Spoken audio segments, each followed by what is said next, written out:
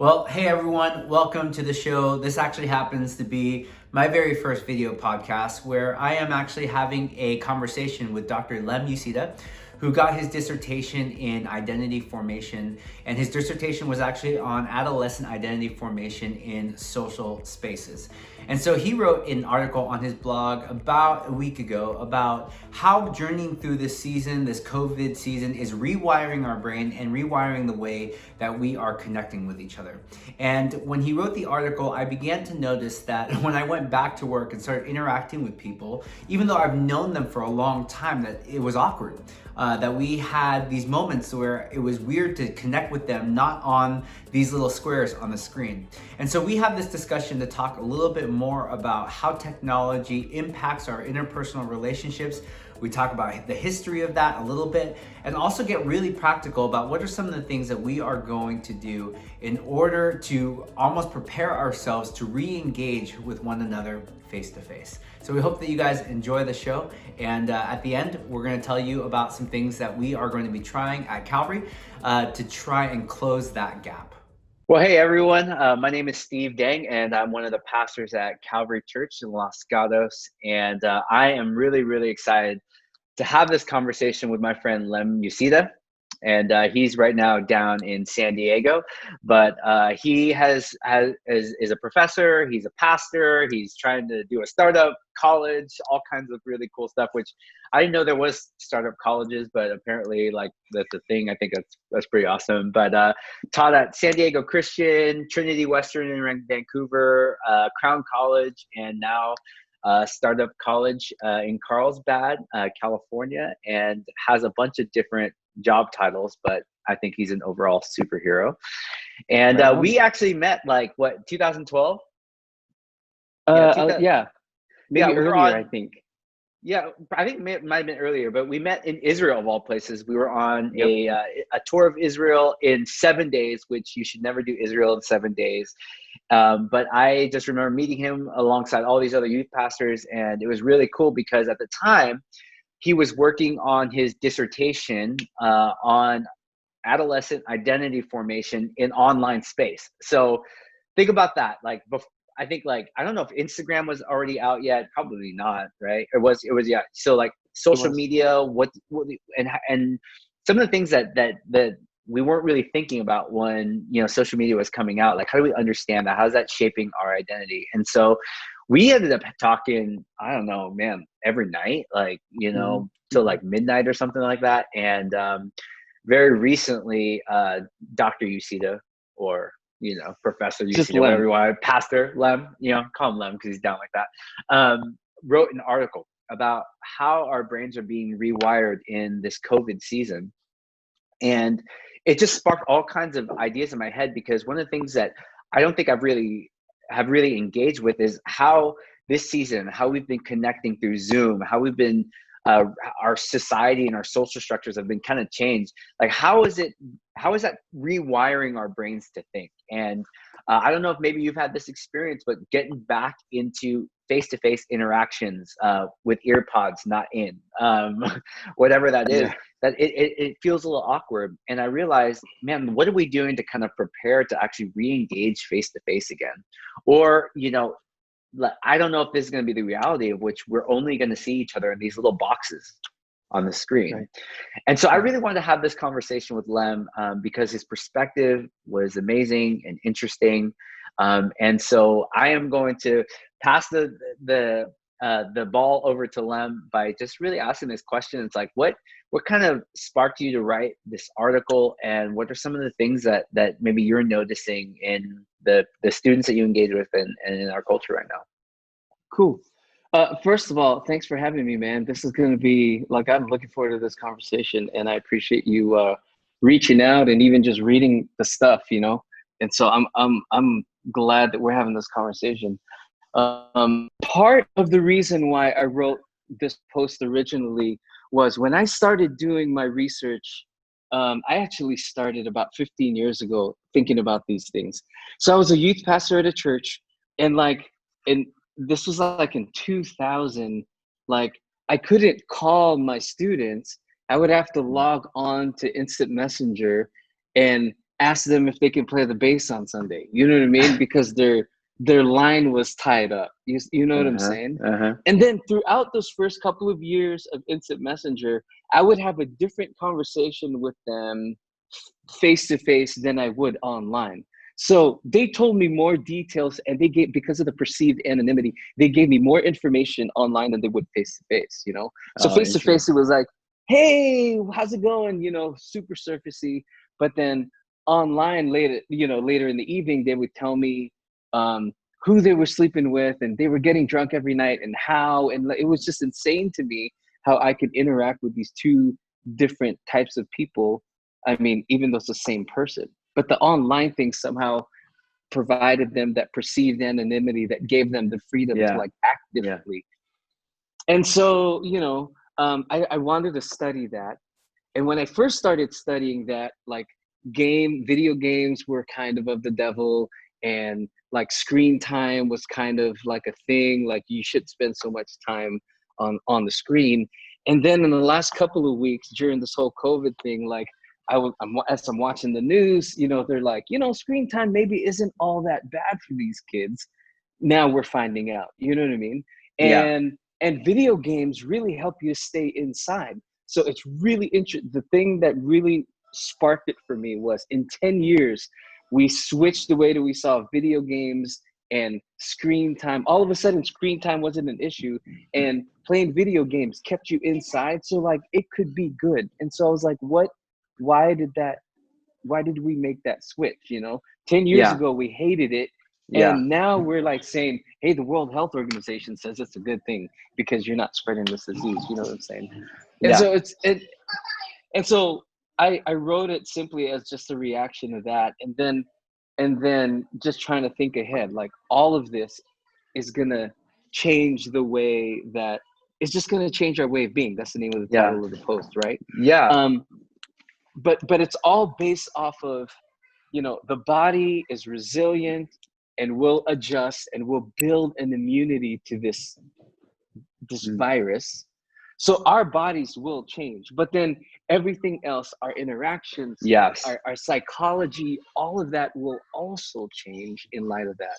So that's why I wrote it, man. No, it was really cool. It really sparked it because you know, I'm reading a book called User Friendly, and it's really talking about how innovation and design has kind of hidden consequences, right? Like hidden ways of affecting how we think about things. Like I don't know if the people who designed and created Instagram thought about how that was going to really shape our identity. And you know, it's easy now looking down the road, like, wow, like there's something that chemically happens, or something that biologically happens when we see the hearts pop up on our screen, that we derive so much of our value and our identity and our purpose, kind of like that reshapes that, right?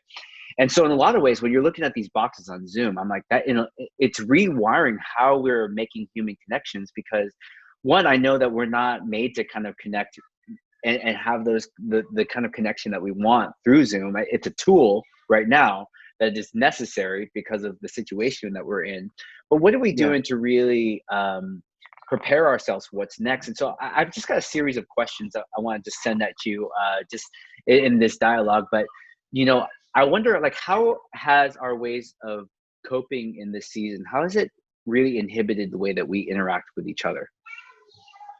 Can I just give you a little background before I answer that? Yeah.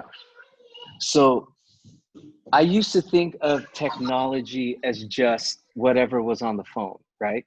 Yeah. This was technology, apps, social media. And then I read a book a couple of years ago called The Shallows by Nicholas Carr.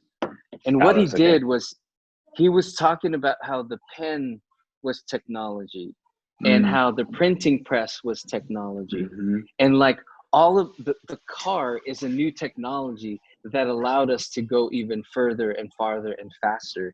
The plane is the same thing. All these technologies changed our psychology, it changed our behavior, it changed relationships. Facebook has changed this concept of friends. I have thousands of them right now.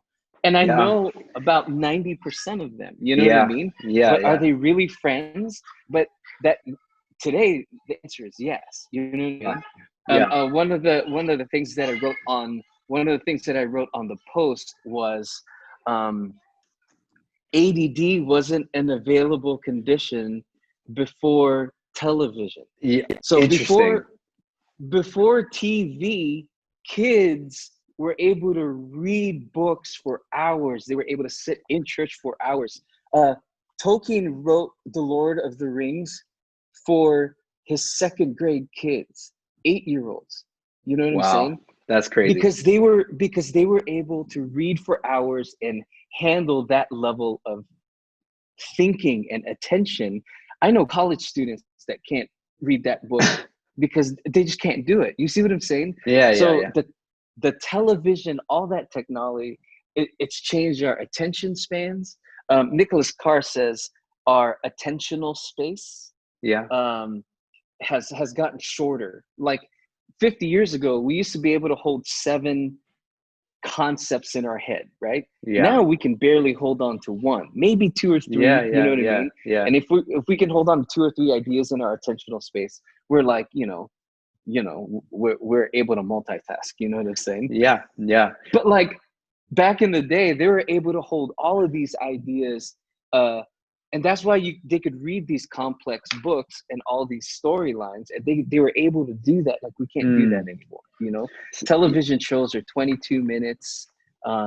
Like tweets are 140 characters. Oh my gosh. That changed the psychology. It changed our attention, all of that. You know what I mean? Okay, can I even pause you there? Because I like, Yeah. here's something that people didn't really realize is like actually how much because we don't really think about this every day, right? Like you don't walk around and be like, oh, that's changed the way I've talked or whatever. So I've been a pastor for like 14, 15 years, almost something like that. And it was interesting. I was talking to one of my former pastors, and he had come to and he had listened to me preach, and one of his feedbacks like, hey, like let's get together. I'd love to talk to you about sermon content and all that stuff. And one of the things that he said that was interesting was he said, man, you have like some really good statements, but you had like 30 of them. And instead of like 3 or 4. And I was like, oh my gosh, like I didn't realize, but it's like I write now my sermons to the tweetable statement without me even knowing it. Right? Mm-hmm. Like I have to word and phrase things in a certain way because I know that people are going to grab sound bites from this, and that's how they're going to get my sermon, right? They're going to get my sermon in a 30-second soundbite that they see on Facebook, a 30-second soundbite that they see on Instagram. 15. Yeah, 15. Yeah. And I was like, oh my gosh, I write to that, and I wasn't even conscious of that. Yeah. And so like from a very real way, like I have shifted how I've taught because I know how people are going to kind of respond to that. Yes. And I didn't even know about that. And so that's like it's like a hidden way of even saying like, wow, like video games maybe changed it this way. The pen changed communication this way. TV changed it this way. So that's just part of how we're hardwired, and our brains and our bodies and our actions adapt to what the technology, whatever that is, automatically. And that's going to come a little bit later as well. I think that whatever technology is in the future, right? I don't know, holograms. I don't even know, but I know that our bodies are going to adapt to it. And when I think about that, I think, okay, I'm wondering, like, if you are thinking about Zoom and you're thinking about the fact that right now we're talking on Box and we are, like 400 or 500 miles away from each other, kind of thing. How do you feel like this, like if you could project kind of like, this is how this is going to reshape and rehardwire how we connect or even and how we view ourselves. What are some of the things that maybe you have some theory around? Like, what's your hunch? Yeah. So this is some of the stuff that I wrote about and thought about. And I think it matters, like how you philosophically see the person matters, right? Yeah. If person is this physical thing, like you just said, like, listen to what you said, we are 400 or 500 miles away. You know what I'm saying? Mm-hmm. But not really. You know what I'm saying? So physically, we're 400 to 500 miles away, but there's this idea called co-presence, or teleco-presence is online. So co-presence is the sense of being there together. And it started 100 years. Really, it started in a book. Like, so if you think of William Shakespeare, like he wrote hundreds of years ago, not 100 Mm-hmm. miles, 100 years ago, hundreds of years ago. And I can still Oh, wow. interact with the person of William Shakespeare as I read his stuff. Does that make Yeah. sense? No, And dude, so 100%. my reading of his stuff can impact me right here, right now, even though he's no longer around. Yeah. So depending on how you see, when you start seeing people, not just in their physical form, like now we're getting into like some of my research I wrote, like we have a Cartesian understanding of reality, right? Yeah. And Descartes says, like this is so we see these kind, Mm-hmm. this is what we see. But then when you start thinking about this, we're interacting with each other in real time. Like I'm speaking and you're seeing my mouth move and the words come out at the same time. I Mm-hmm. mean, there's this sense of being together that that the distance really, um, the distance really doesn't matter. Mm. Because I can say things to you right now that will hurt you or affirm you and build you up. Right. Like that's very real. And so when you start, so one, it's understanding, like it's taking a look at what self is and who the person is, but it's also taking a look at this medium. So that's why the dissertation title is Online Space, right? This Mm. is a place that you and I meet together. So it's a place where souls meet. And then I started thinking about this concept of the online space being spiritual space, and spiritual being not physical, right? But very Mm-hmm. much a conscious space. Mm-hmm. So when I pray for you, right? Like you don't have to be there for me to pray for you. Yeah. I No, enter there's a into transcendent a aspect of that. spiritual Yeah. experience, and you can feel like the spiritual, psychological, physical benefits of that because we're connected. Same spirit in me is the same spirit in you. You see what I'm saying? Yeah. Yeah. So Yeah. some of because we have like this Christian worldview overlay on the conversation we're having, there's this sense of spiritual space. And so one of the impacts I think is, for the church anyway, we're moving into spiritual space on Sundays. We're moving back to home churches. We're Yeah. moving back to house churches. Like we're Yeah. moving back into Acts 2. It's not physical, but like it's definitely real. And it's definitely, I mean, we're not even questioning whether this is a real experience anymore, like they were 15, 20 years ago, right? Yeah. Like this is just the way that we're relating, because now we're starting to relate on this spiritual level that we've never really done before, right? Yeah. And we're seeing lives change. We're worshiping, we're praying, like we're seeing the effects of it. Go ahead. Yeah. I was just saying, I was like, in a lot of ways, because of this whole season, it's brought us back to all the stuff that is essentially core to our faith, right? Like back to the foundations. Like, is worship still worship if it's not in this meeting? It's very real. Communion, is communion still the same without the unity of the community, right? And then I think about the fact that there's even this idea, like, I lead, I'm the community pastor, right? Like shaping how and creating opportunities for people to connect with one another. And we're hearing things like Zoom fatigue, like, things like I can't do another online space, another online meeting thing. And I just realized that, like, honestly, if anything, it's really putting a magnifying glass on the fact that like Zoom is fine, technology is fine, social media is fine, but that's not the same as real human interactions. And that's what I want. That's what I want to, that's what I long for. That's what I want to see. That's what I want to be a part of. And so this is something that has really sparked for me, like, how do we then begin to now retrain our brains to when we do, we will re-engage again, right? Like we don't know when exactly that's going to happen, but how do we begin to retrain and practice our brain?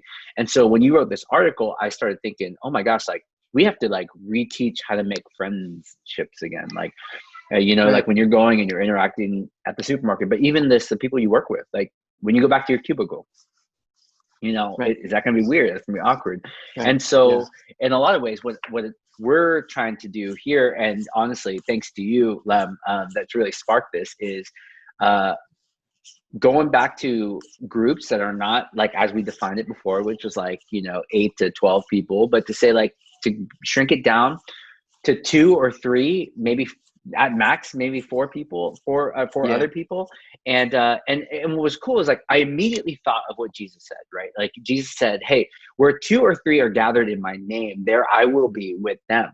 And so this reality of like, oh, like at some point we thought groups have to be, maybe it's because there's 12 disciples or whatever, but I was like, we're going back to that essential core again, right? Of that Acts 2 is what you're talking about. Like not these big churches like we are, but essentially we know that the government at some point is gonna start slowly allowing us to regather again. It already has, right? Like you know, 20% capacity or 100 people max, right?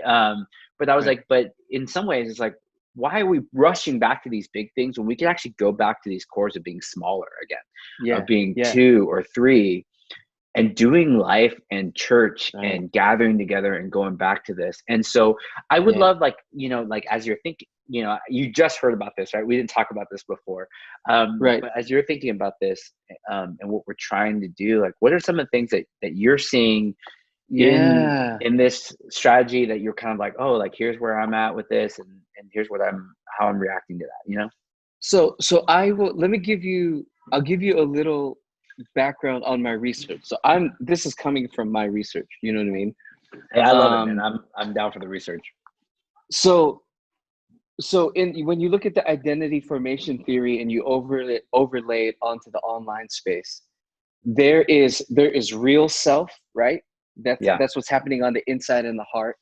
And there's this projected self, right? Yeah. You project on, like, Facebook and Instagram is a projected version of yourself. It's not all of you, but it's a piece of you.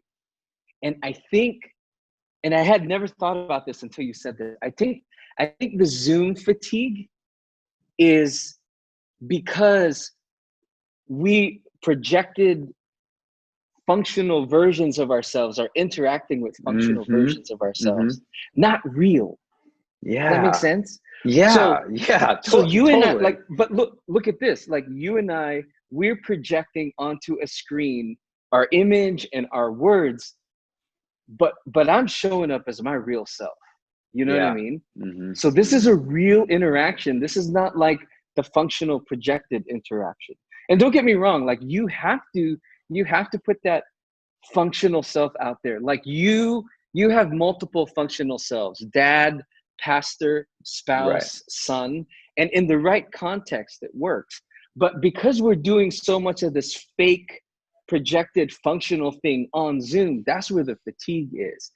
But in a group of 2 or 3, right, we can bring our real selves. Like, you and I, we're not BSing each other right now. We're like bringing our real selves. So our real selves are meeting as best as we can. You know what I mean? Yeah. Like, we have history. We know each other. There's a mutual respect there. And so, like, okay, I was in a Zoom meeting, in a staff meeting, and somebody on staff, I won't say who, his line was, I have a new level of insecurity because when I'm talking and I see people do this, you know what I mean? Oh my gosh. Like, dude, even you doing that makes me like, but the attack on your sense of self, just all this communicates is, this guy's boring. You see what I'm saying? And so like when I say there's a new way of being, like when this person said, yeah, man, I have all these new insecurities that are coming up because of Zoom. Yeah. And I was like, and so I think there's a lot of fatigue and new insecurities because you have to remember that the functional projected version of yourself is not your complete you.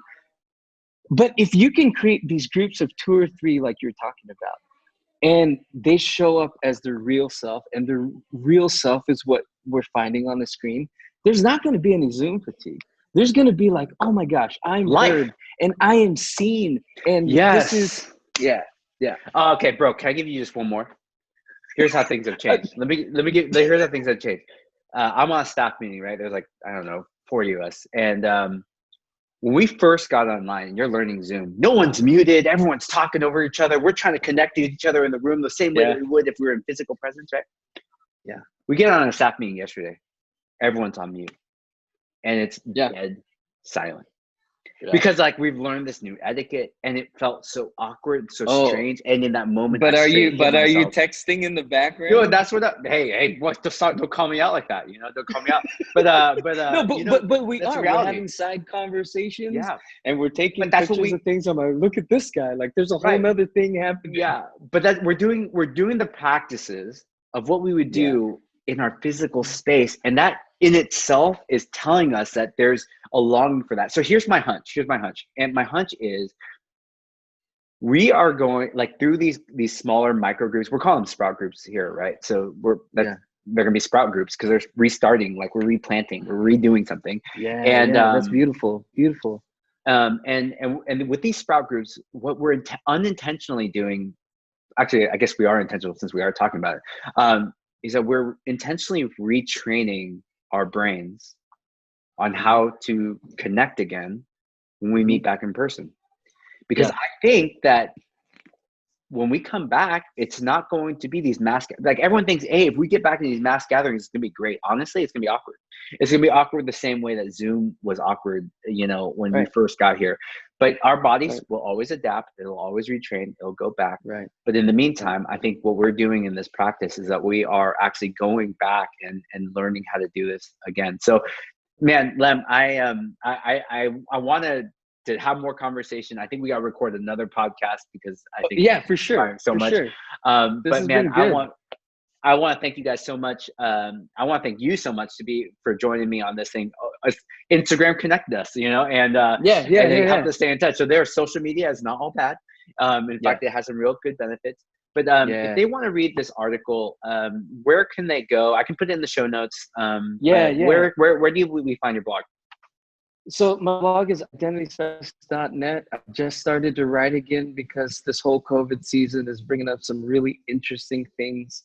And so, that's where you can find the blog, and you can find me. It's at Identity Specialist on Instagram, and I'm at Lemus on Instagram as well. That's awesome. Yeah, just hit me up, man. I'd love to chat. Well, everyone, that is Dr. Lem Usita, and I'm Steve Dang, and we are both pastors. We are lovers of God's community, and we're having this conversation not because we want to launch something, but we want to equip the body of Christ. And honestly, whether you're Christian or you're not Christian, we know that you want to connect, and I think that this is emphasizing that. And at minimum, even if you are a participator in your ministry or my ministry, find 2 or 3 other people and learn how to reconnect as a human being, and let's start to slowly retrain our brains to reconnect. So thank you so much for joining us today on this podcast, and for sure we're going to continue this conversation, part 2. Awesome.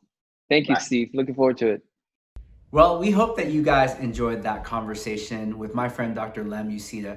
Clearly, there is so much that we had left to talk about, and so I already have future episodes in my mind about what we're going to go after. But real quickly, I just wanted to go back and tell you about this thing that we're launching at Calvary called Sprout Groups. Now, Sprout Groups are these micro gatherings of 2 or 3 people who are gathering together to share life, to open scripture, and to pray together.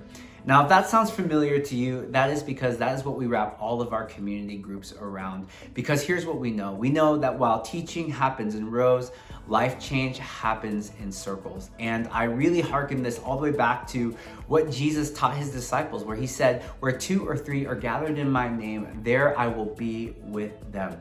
So a group could be 2 or 3 people, or it can be 8 to 12 people, but that can also be really overwhelming for some of you. And so we believe that Sprout Groups make it easy easier than ever to get connected in community. Because maybe right now there are a couple friends that you are thinking about that you want to get together with, and that you want to just share your life together. You want to open up scripture and you want to close your time by praying together. Man, go ahead and do that. And we would love to be able to resource you, to come alongside you. And so if you're already doing this and you want to just learn a little bit more, just drop us an email at community@calvarylg.com. Or maybe you have already been meeting with 2 or 3 friends and you've been meeting for the past few years, and you want to just jump in and be a part of what we're doing. Go ahead and drop us an email as well at community@calvarylg.com, and you're going to get an email back from me as well as a video telling you a little bit more about how we want to come alongside you in this. If you want content, if you want curriculum, we can get all of that to you. Or if you want to go and do your own thing, please go ahead and do that, because here's what we know. We know that if people gather together and they share life and they open scripture and they pray together, that spiritual growth happens. And so thank you so much for joining us for our very first episode. Stay tuned for future episodes, and we hope that you guys stay connected. And if you have any more ideas on future episodes and videos and getting connected, just go ahead and send an email at community@calvarylg.com, and we'll connect with you that way. Thanks for joining us, and we'll see you guys on the next episode.